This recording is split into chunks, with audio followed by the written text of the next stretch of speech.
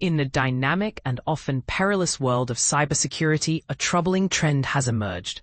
Cybercriminals are increasingly exploiting legitimate tools against their original creators. A recent investigation has revealed a striking case where Velociraptor, an open-source digital forensics and incident response (DFIR) tool, has been weaponized for unauthorized remote access. This development signifies a notable and sophisticated evolution in the tactics employed by attackers.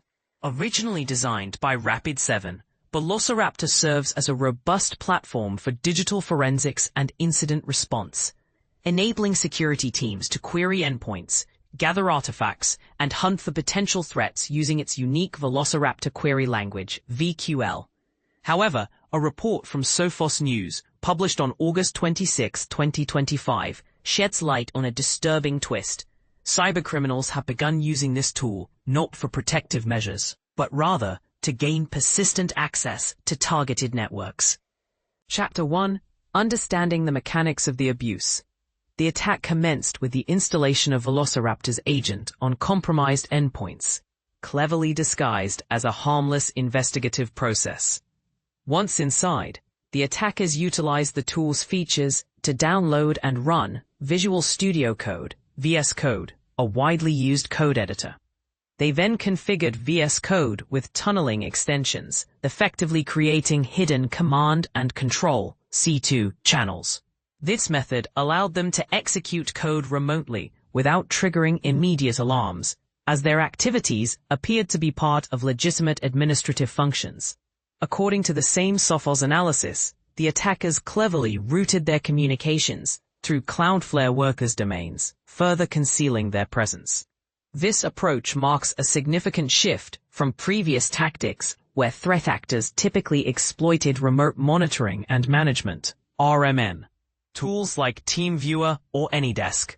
By hijacking a DFIR tool that was originally intended for threat hunting, these attackers are essentially turning the defender's own resources against them, complicating the detection and response efforts of security teams. Implications for incident response teams. For years, security professionals have relied on tools like Velociraptor to gain quick visibility into endpoints. A Medium article by Naved Sawant, published in June 2024, highlights the effectiveness of Velociraptor's VQL for efficient data collection. However, this recent incident serves as a stark reminder of the double-edged nature of open-source software. While it is accessible and beneficial for blue teams, it can also be exploited by red teams. In the August 2025 incident, the intrusion was ultimately thwarted by alerts from Sophos's Taegis platform, which detected unusual behavior before ransomware could be deployed. Nevertheless, this broader trend underscores the urgent need for enhanced monitoring of tool deployments.